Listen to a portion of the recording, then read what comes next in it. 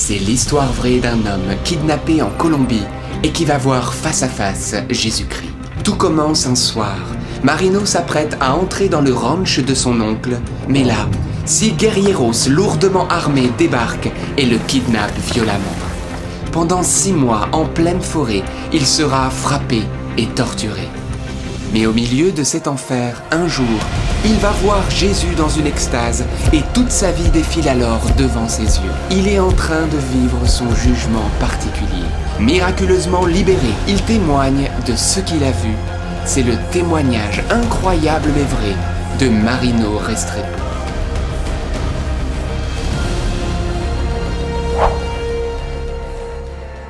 Le témoignage qui arrive est une histoire incroyable et pourtant vraie. Oui, et c'est le moins qu'on puisse dire. Surtout, n'allez pas plus loin sans vous abonner à la chaîne parce que d'autres émissions incroyables vont arriver. C'est parti pour ce témoignage. Bonjour, je m'appelle Marino Restrepo, j'ai 72 ans, je suis originaire de Colombie et j'ai longtemps exercé le métier d'acteur-compositeur. Je vais vous partager l'expérience incroyable que j'ai vécue avec Dieu et qui a transformé ma vie. Cela s'est produit en 1997 lorsque j'avais 47 ans. Alors que vous menez une brillante carrière, vous êtes brutalement kidnappé en Colombie le soir de Noël 1997. Racontez-nous. J'ai travaillé avec Sony Music à New York en tant qu'artiste exclusif pendant près de 20 ans. Ma vie d'alors était très hollywoodienne pour ainsi dire, c'est-à-dire une vie où il y avait beaucoup d'argent, beaucoup de décadence, beaucoup d'impureté, beaucoup de drogue, mais aussi beaucoup d'ésotérisme. Alors le 25 décembre 1997, jour de Noël, j'avais décidé de passer la nuit dans la ferme d'un de mes oncles qui possédait une plantation de café en Colombie. J'étais en train de conduire ma voiture. Et je franchissais le portail de la plantation lorsque 6 guerrieros armés de mitrailleuses ont surgi de l'obscurité et se sont jetés sur moi. Ils m'ont attaché les mains, mis une cagoule sur la tête et m'ont emmené dans la jungle où ils m'ont placé dans une grotte remplie de chauves-souris, de vermines et d'insectes. Au total, j'ai été kidnappé pendant 6 mois, mais les 15 premiers jours, je suis resté dans cette grotte. Ils me sortaient une fois par jour pour aller aux toilettes, dans la brousse, et pour me donner à manger. Le 15e jour de la captivité, un nouveau groupe de guerrieros est arrivé, et c'est à ce moment-là qu'ils ont exigé de moi une très forte rançon en me disant que si je ne leur donnais pas cet argent, ils allaient tuer toute ma famille. Mais ils m'ont dit aussi qu'une fois la somme payée, ils allaient de toute façon me tuer car tout otage devait être exécuté. Comment réagit votre famille à la nouvelle de votre enlèvement? Mes enfants vivent en Californie, donc quand ils ont appris l'enlèvement, ils ont été extrêmement inquiets, mais ils n'ont rien pu faire pour m'aider. Et pour ce qui est de ma famille en Colombie, elle subissait davantage de pression parce que la guérilla la menaçait. Oui, il faut savoir que la tactique principale de la guérilla, c'est la torture psychologique. C'est pour ça qu'avant de m'enlever, ils s'étaient bien renseignés sur chacune de mes sœurs, leur adresse, numéro de téléphone, email, etc. Donc, ils passaient leur temps à les contacter pour leur faire peur. Lors de votre 15e nuit de captivité, vous vivez une extase et vous voyez toute votre vie défiler devant vos yeux. Que s'est-il passé? Oui, c'est cette nuit-là que j'ai fait l'expérience de Dieu. J'ai eu une extase qui a bouleversé ma vie. Cela s'est passé le 15e jour de ma captivité. Les guerrieros venaient de m'annoncer ma mort prochaine. Ils m'ont ensuite remis dans la grotte, toujours cagoulé et ligoté. Et c'est à ce moment-là que je suis entré en extase. Je ne savais même pas ce que c'était qu'une extase. C'est plus tard que je l'ai découvert. En tout cas, quand ça a commencé, j'ai cru que j'étais en train de mourir, parce que j'ai commencé à voir ma vie défiler sous mes yeux. Je me suis vu d'abord, enfant, à l'âge de 3 ans, dans la cour intérieure de ma maison natale. J'étais sur un tricycle, un bâton à la main, et je me promenais dans le jardin, frappant les plantes et les fleurs. Puis, la vision s'est poursuivie avec d'autres moments de ma vie. Au début, j'étais terrifié, mais je ne pouvais rien faire pour sortir de l'extase. Quand la vision en est arrivée à l'âge de 10-11 ans, là j'ai commencé à ressentir une douleur immense. C'était pas une douleur physique, non. C'était la douleur de ma conscience, parce que j'étais en train de me rendre compte de la gravité de mes péchés et de leurs conséquences. Je voyais tout le mal que j'avais fait aux uns et aux autres, et surtout combien j'avais offensé Dieu.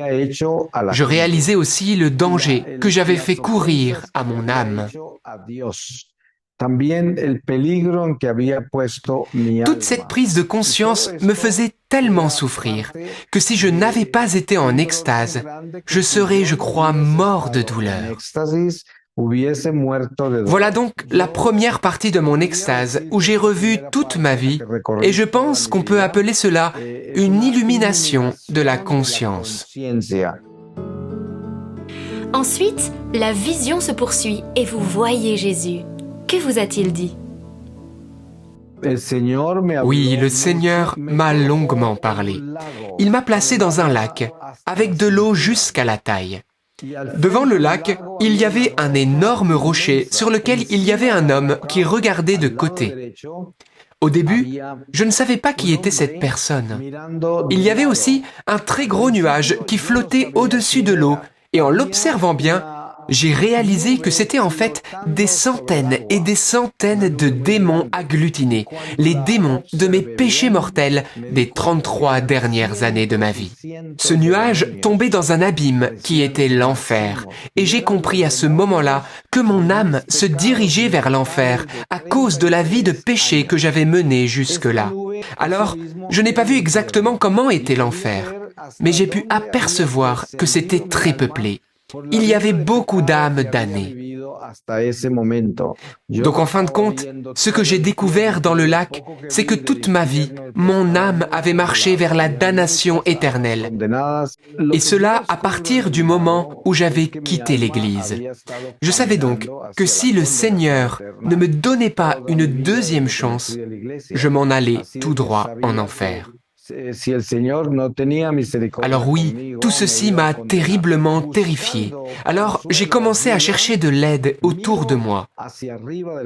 J'ai levé les yeux vers le rocher parce que c'était le seul endroit dans toute cette obscurité où il y avait un peu de lumière.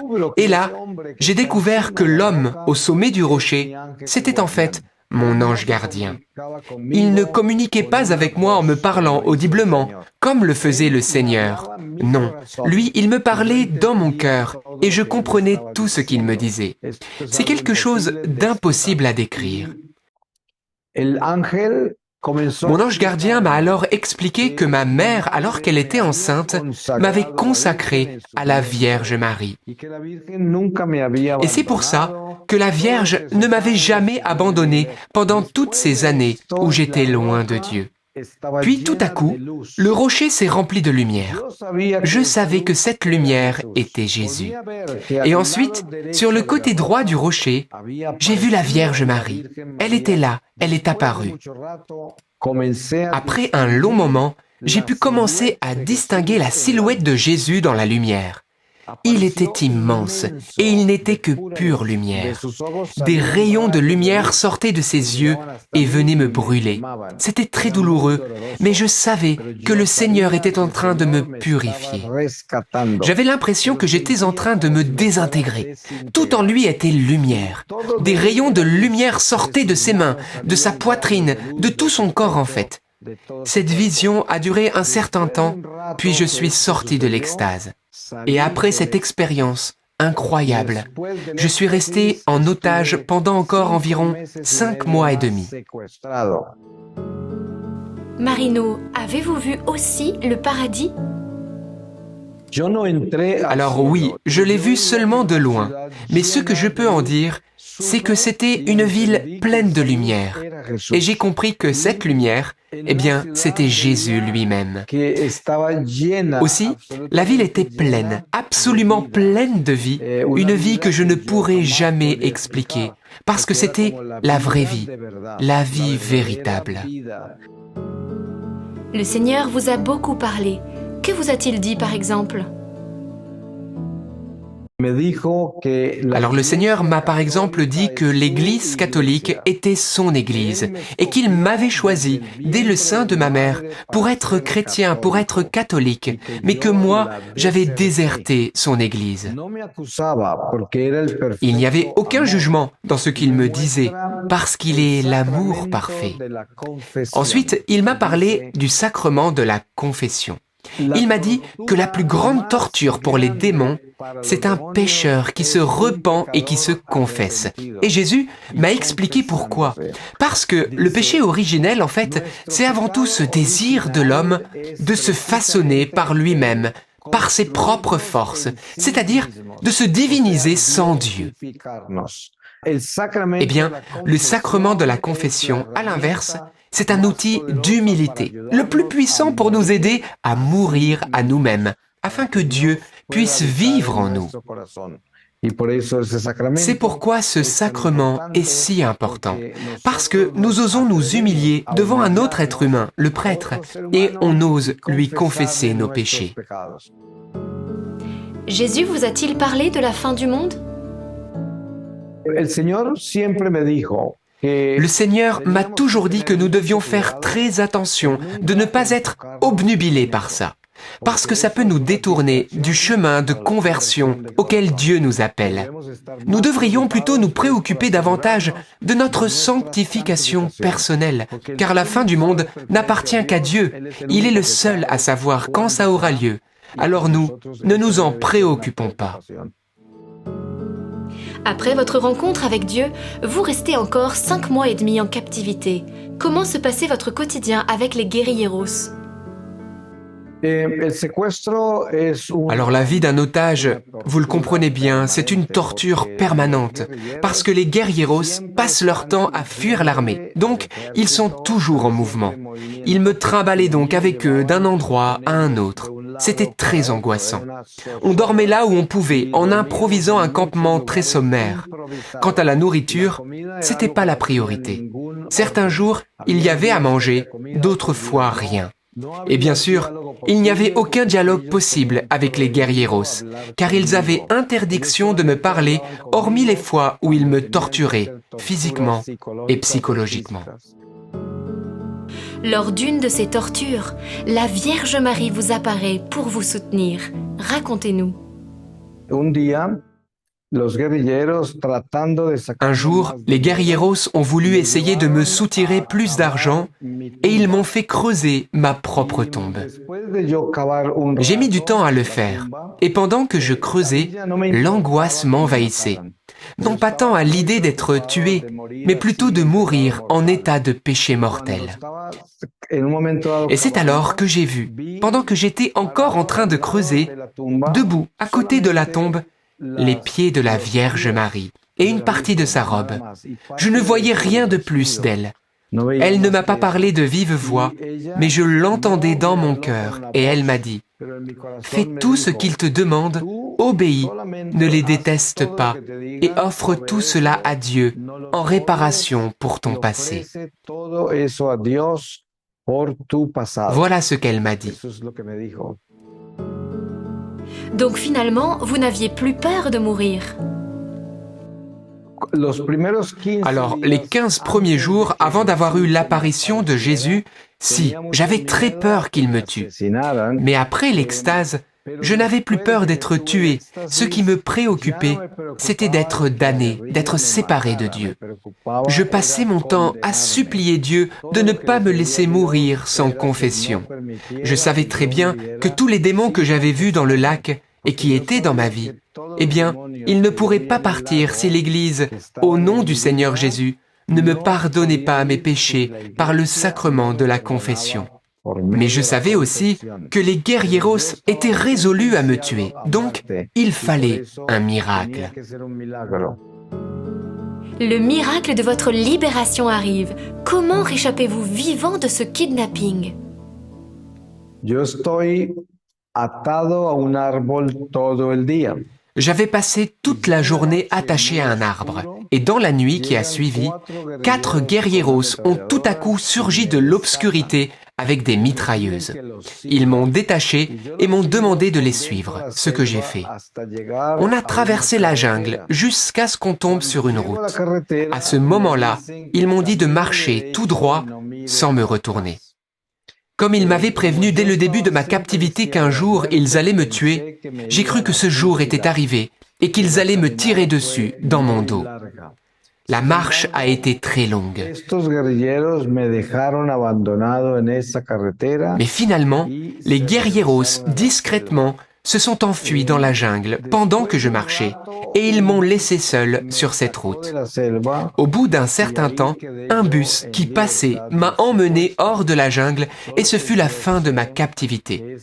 Mais je sais que ce qui s'est passé ce jour-là, c'était un vrai miracle, car les guerrieros ont agi comme je ne les avais jamais vus agir auparavant. On aurait dit qu'ils étaient comme hypnotisés. Je pense qu'ils n'ont jamais compris pourquoi ils m'ont laissé partir, mais moi je sais que ça a été un coup du Saint-Esprit. Comment est-ce possible qu'un bus s'arrête dans la jungle? En fait, le bus s'est arrêté à cet endroit-là pour faire descendre une femme qui était une guerriera. Elle s'est ensuite enfoncée dans la jungle. Le bus était vieux et la route non goudronnée. Moi, quand j'ai vu le bus s'arrêter, j'ai couru et j'ai demandé au chauffeur de me laisser monter, même si je n'avais pas d'argent, en lui expliquant que j'étais victime d'un enlèvement. Mais lui, quand il m'a vu, il s'est mis à rire et à se moquer de moi parce que je ne ressemblais à rien. J'avais une barbe très longue qui descendait jusque sur le torse. Mes vêtements étaient tout déchirés et j'étais tellement maigre qu'on aurait dit un squelette sur pattes. Tout le monde dans le bus a pensé que j'étais un fou en liberté dans la jungle. Mais je ne me suis pas laissé intimider et je suis quand même monté dans le bus. Je me suis installé sur la banquette arrière, même si je voyais bien que ça déclenchait un élan de panique tout autour de moi. Voilà, c'est comme ça que je suis sorti de la jungle. Marino, racontez-nous comment se sont passées les retrouvailles avec vos proches. Alors, il faut savoir qu'1 mois et demi avant ma libération, la guérilla a appelé ma famille pour leur dire que j'étais mort. Les membres de ma famille célébraient donc des messes pour moi, pour le salut de mon âme, depuis déjà 1 mois et demi. Si bien que le jour où je suis rentré de la captivité, quand je suis arrivé à la maison de ma sœur, elle était tétanisée. En plus, elle ne m'a même pas reconnu sur le moment, tellement j'avais une mine épouvantable. Alors oui, ce fut un moment très émouvant. Les retrouvailles avec mes sœurs, c'est quelque chose de difficile à raconter, parce que ce sont des sentiments, c'est plein d'émotions. Mais c'est vrai aussi que j'étais très mal psychologiquement. J'avais peur des gens, peur des gestes de tendresse ou que les gens me sourient. En fait, c'était à tel point qu'au début, je restais enfermé toute la journée dans ma chambre, tellement j'avais peur de tout. Impossible aussi pour moi de me servir de la douche dans la salle de bain, parce que j'avais passé 6 mois sans toilette, ni douche, ni lit même pour dormir. Donc, les 2 premiers jours, j'ai dormi par terre, et je n'ai pas pris de douche. Le 3e jour, là, j'ai pris une douche, mais avec beaucoup de difficultés. C'est aussi ce jour-là qu'une tante m'a emmené dans un monastère franciscain pour que je m'y confesse. C'était ma plus grande urgence. J'ai pu me confesser au supérieur du monastère. Une très longue confession. Lorsque le prêtre m'a donné l'absolution, j'ai senti une telle libération. Comme jamais auparavant, je me suis senti libre. Et je savais que tous ces démons que j'avais vus dans le lac et en enfer avaient enfin quitté ma vie. Vous ne pouvez pas imaginer ce que j'ai ressenti à ce moment-là. C'était vraiment extraordinaire. Avez-vous gardé des séquelles de votre captivité? Le traumatisme que m'a laissé cette captivité a été guéri dans les années qui ont suivi. Je dirais après 2-3 ans de vie missionnaire. Maintenant, je n'ai plus aucune trace de tout ce que j'ai vécu de douloureux. Tout a disparu grâce à l'intervention du Saint-Esprit qui m'a apporté la guérison. De retour de cette captivité, vous commencez une nouvelle vie. Que faites-vous? Eh bien, quand j'ai été séquestré, ça faisait 33 ans que j'avais quitté l'Église, donc j'avais tout oublié de la foi chrétienne. Après ma confession dans le monastère, je suis retourné en Californie, chez moi, à Los Angeles, et là, j'ai commencé à tout réapprendre. Pendant 2 ans, je n'ai parlé à personne de l'expérience surnaturelle que j'avais eue avec Dieu, et j'ai passé tout mon temps à me former sur la foi chrétienne. L'Église, le catéchisme, les sacrements. J'ai pris également l'habitude d'aller à la messe tous les jours et de prier mon chapelet tous les jours. C'est comme ça que j'ai commencé une vie nouvelle, une vie de chrétien catholique. Que voulez-vous dire à tous ceux qui vous regardent maintenant? Je pense qu'après tout ce que j'ai vécu, la chose la plus importante que je voudrais partager particulièrement au peuple de Dieu, aux catholiques, à nous qui sommes un peuple choisi et qui avons une très grande responsabilité concernant le salut des âmes, eh bien, le message serait de ne pas oublier à aucun moment combien cette vie est courte et combien il nous faut comprendre avec lucidité quelle est la volonté de Dieu. La volonté de Dieu n'est rien d'autre que notre sanctification. Dieu veut faire de nous des saints et des saintes. Vous savez, il y a des personnes qui font beaucoup de choses dans l'Église et pour l'Église, mais qui ne s'occupent pas de leur conversion personnelle et délaissent leur propre sanctification. Il est là le message central que je souhaite faire passer. Il nous faut nous convertir aujourd'hui, changer notre cœur aujourd'hui. Mais je sais aussi que pour y arriver, il faut beaucoup de courage, car oui, il faut du courage pour apprendre la patience, pour choisir de pardonner, pour réussir à montrer de la compassion et de la bonté vis-à-vis des autres, pour s'efforcer de connaître et aimer Dieu plus que tout. Un mot de la fin?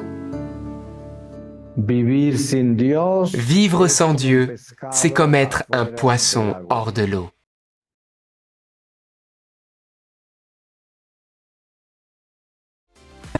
Et si vous voulez en savoir plus sur Marino et cette incroyable histoire, procurez-vous ces livres. On vous a mis dans la description de cette vidéo le lien pour cela. Merci beaucoup Marino pour ce témoignage exceptionnel qui nous rappelle que oui, il y a bien une vie après la mort et qu'il est important de s'y préparer. Oui, et quel chemin pour accéder à cette vie éternelle sinon Jésus-Christ. Oui, et n'attendons pas une difficulté ou une épreuve pour se tourner vers Dieu, car c'est aujourd'hui, nous dit l'Écriture, le moment favorable. C'est maintenant pour vous qui nous regardez, d'offrir votre cœur à Jésus. Et c'est pourquoi, si vous voulez que Jésus se révèle à vous, qu'il transfigure votre vie, on vous propose comme démarche concrète d'écrire dans les commentaires « Jésus, je te donne mon cœur ». Alors c'est le moment, nous allons prendre un temps de prière où vous allez pouvoir confier peut-être vos proches, vos enfants, les membres de vos familles qui sont loin de Dieu. Nous allons demander leur conversion. Seigneur, merci pour ta présence au milieu de nous. Merci pour tous ceux qui regardent cette émission en direct ou en replay. Viens impacter leur vie, leur famille, leur travail, chaque situation de leur vie. Viens les libérer de tout ce qui les enchaîne. Oui, Seigneur Jésus, sur la croix, tu as donné ta vie pour nous. Tu as versé ton sang pour nous, pour que nous ayons la vie éternelle et nous le désirons. Amen. Oui Seigneur, viens répondre à notre prière de ce jour. Comme dit le psalmiste, lorsque je suis dans la détresse, je me tourne vers toi, je t'appelle et tu me réponds. Alors merci Seigneur parce que nous nous attendons à une réponse de ta part dans les jours qui viennent, dans les semaines qui viennent. Merci pour toutes les grâces que tu as préparées d'avance pour nous. Amen. Et nous savons que l'intercession, c'est puissant. Lorsque nous prions les uns pour les autres, c'est puissant. Et combien plus la prière de qui ? La prière de la Mère de Dieu, la Vierge Marie. Nous allons maintenant vous confier à elle, à sa prière, vous consacrer à ses mains bénies pour qu'elle puisse avoir soin de chaque détail de votre vie. Je vous salue Marie, pleine de grâce. Le Seigneur est avec vous. Vous êtes bénie entre toutes les femmes, et Jésus, le fruit de vos entrailles, est béni. Sainte Marie, Mère de Dieu, priez pour nous pauvres pécheurs, maintenant et à l'heure de notre mort. Amen. Et bien voilà, c'est déjà la fin de notre émission, mais on se retrouve très bientôt dans 2 semaines pour une nouvelle émission de Feu. Et pour cela, surtout ne partez pas sans vous abonner à la chaîne pour ne rien rater. C'est tout simple, vous faites comme à l'écran, vous cliquez sur s'abonner, la petite cloche avec toutes les notifications et c'est tout bon. Et j'oubliais, chaque soir à 19h30, on est en direct sur cette chaîne, on prie ensemble, alors rejoignez-nous. N'oubliez pas également de liker la vidéo afin de permettre à YouTube de la proposer davantage aux internautes parce que nous savons que ces vérités ont besoin d'être entendues. Et aussi partagez partout sur vos réseaux sociaux ce lien de l'émission pour que plein de cœurs soient touchés. Oui, on compte sur vous. On vous dit à dans 2 semaines et n'oubliez pas, Rien n'est impossible. Adieu. À bientôt.